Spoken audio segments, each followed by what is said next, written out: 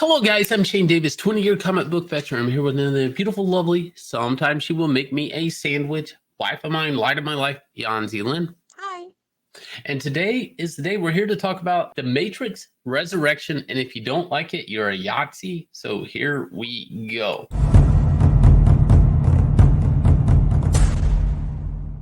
Everything I'm reading about The Matrix Resurrection, I felt like I saw this coming a mile away. Like every time anybody in woke Hollywood, whether it's Masters of the Universe with Kevin Smith, He-Man, to whatever, this retro thing, and retro is a thing. It basically means you bought it before, you're going to buy it again out of nostalgia. But today, nostalgia comes with a price, and that price is a woke agenda. It's you have to look down at the bottom of your nostalgia. You'll see it stamped down there at the bottom, woke agenda, and it won't ever feel the same. And worse yet, basically, once you venture down memory lane, the past looks brighter than today. You go, wow, things were so much better back then. Things were fun. Story was number one. Acting, sure, but wasn't being preached at so much. It was just fun entertainment. Now, Matrix, for people that weren't there when it first released in theaters, and I was not trying to put an age on me, but there was a mind-blowing scene in the movie. No spoilers. I'm sure everybody knows about it though. But it basically turned everything on its head, kind of like 20 minutes into the film. And you're like, whoa, I had no idea that this was happening, that this was this type of show. And I've never liked the idea of the Matrix ever following past the first film. I look back even through Matrix 2, Matrix 3, at the end of it, especially Matrix 3, that it should have just been left alone as a singular film, because it would have stood the test of time. This fit thing was, I'm not going to say it was flawless, but it was pretty much near flawless. So today we have Matrix Resurrection. We've talked about it here on this channel. Hit like, subscribe, ring the bell for notifications. We've talked about our theories of this, and I thought they were going to really lean into this whole deja vu thing. But once you start thinking about that, it's like, well, why are you going deja vu? And then I started thinking, like, are they going to push Trinity more? And is this about a woman's world and all of this? And now there's stuff coming out. They're saying this is about taking the red pill back. Now, for people who don't know, saying the red pilled is something that is kind of a meme that's coming out of the Matrix for people that means that you're kind of seeing through the woke agenda, that you're starting to see through the bullshit that's out there. And it's a reference to the original Matrix. And the creators, they're trying to capitalize off that a little bit, I think, especially with some of the things you're saying. So let's get into it. We have the Matrix Resurrections writers, Alexander Haymon and David Mitchell. They want to reclaim the red pill after it's been kidnapped by the right wing. I didn't know the idea of, choosing to stay in an illusion or waking up to the reality is like a right wing thing. I thought that was something that all humans should strive for, but I guess the verb to red pill and so on. So one thing we're mindful of is how to reclaim the trope, to renew the meaning of red pill, blue pill.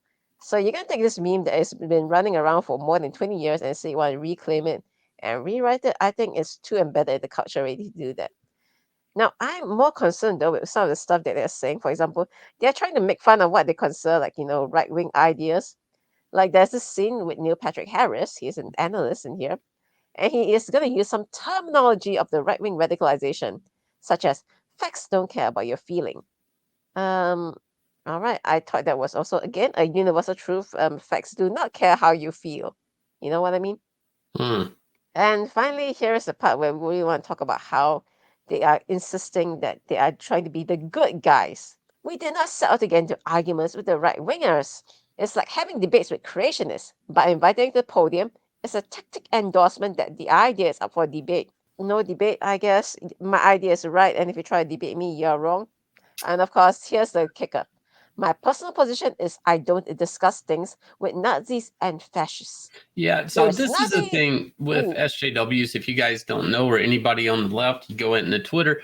Is there is no debate. A lot of people from the right. I'm not going to go into right, left so much, but there is one side that's really okay with debating and having an opinion, and then there's the other side that's offended that anybody has an opinion that doesn't reflect their own, and it causes people to make things like safe spaces blocking one another, building echo chambers on Twitter.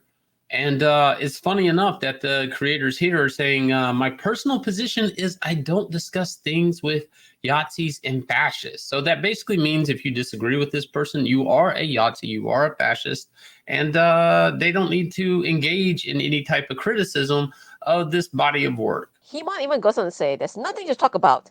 One of us is just going to be left standing, and I want it to be me and my people. So you see, if you don't agree with me, you are not my people, and I want you to, get Yeah, bent, but I saying guess. somebody the only people left standing is me and my people. I mean, that sounds like war. It actually sounds a bit threatening too, don't you think? Yeah, it does. I don't. What does that mean? I mean, like, are you gonna exterminate me? You're gonna stand over my beaten body? I mean, what are you gonna do?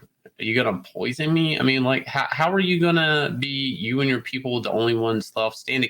Oh, I forgot. I forgot, guys. Ding, ding, ding. We're in a culture war. I forgot. We are at war. Oh my God. And it's media. Media is it. Oh, now it makes sense. Now it makes sense. And you're just going to try to yank the red pill out from up under. But oh, I got you now. I got you. Okay. I want to also bring up this thing though. So I was just reading about the Matrix Resurrections because the truth is, I was really into the Matrix. I was into all the forums, Yes, people remember the era of using the forums and all that stuff. We know that the Wachowskis have transitioned. They are both trans women now. Right. And of course, a lot of people are using that to say, yeah, so the Matrix has always been an allegory for the transgender experience. And the Lily Wachowski also said it herself that the first Matrix movie, was about the transgender experience. So, I mean, okay, on one hand, I feel that yes, since the Wachowskis made the movies themselves, they're totally free to reinterpret the movie.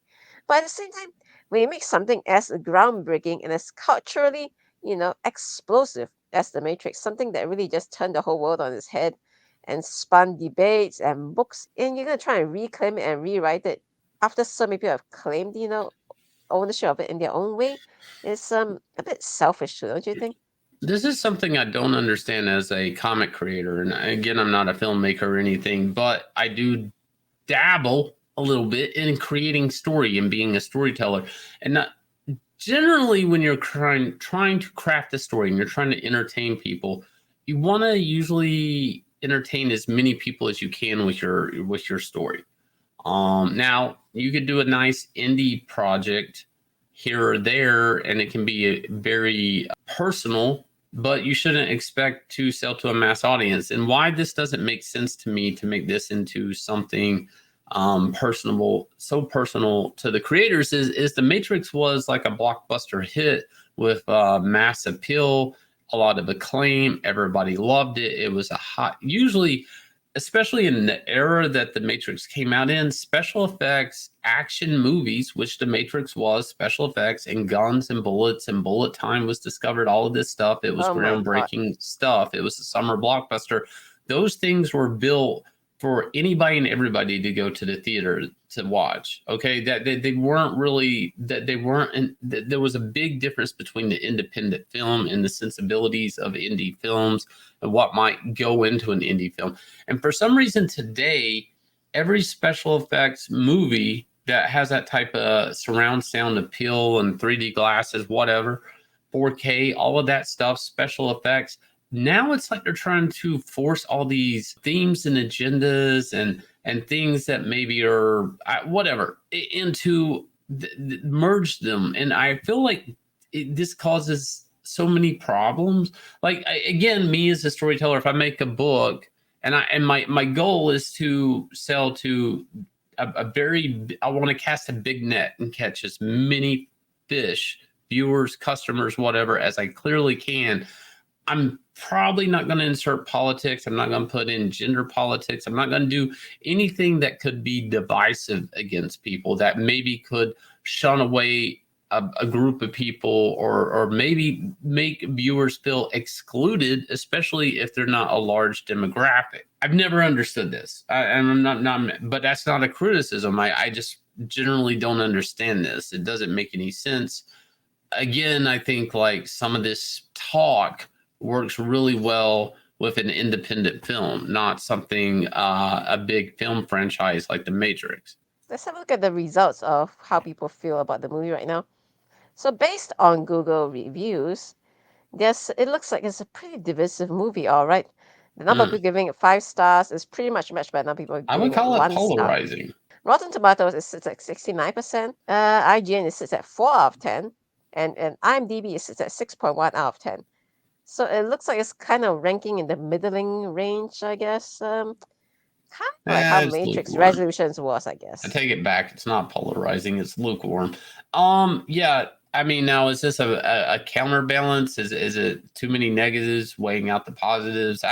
The thing with The Matrix is it really would have to come up with something new and a new twist. And again, I'm gonna sit down and watch it. I'm not gonna go out to the theaters to watch it. I don't think it's that special from what I'm seeing.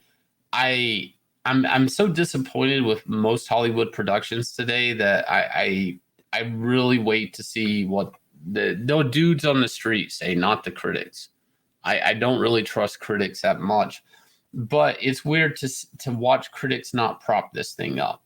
Also, that's kind of telling, because this is the type of film, especially if it's coming in with a woke agenda, that the critics love to tell you it's the best thing ever, and to name call you if you have any type of criticism towards it.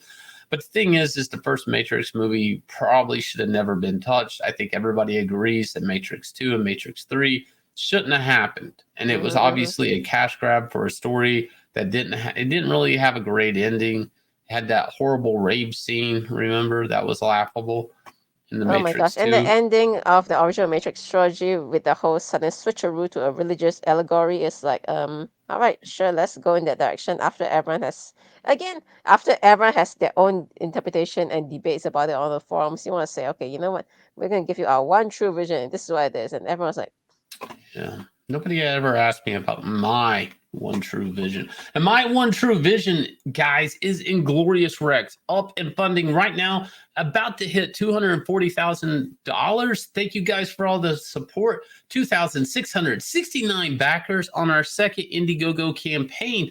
Thank you. Independent comics happening right now, right here, guys. Go check it out. I'm also going to leave you guys with a teaser trailer for Inglorious Rex. Please hit like, subscribe, ring the bell for notifications. And if I don't see you before, Merry Christmas, guys. Hope you guys have a good one.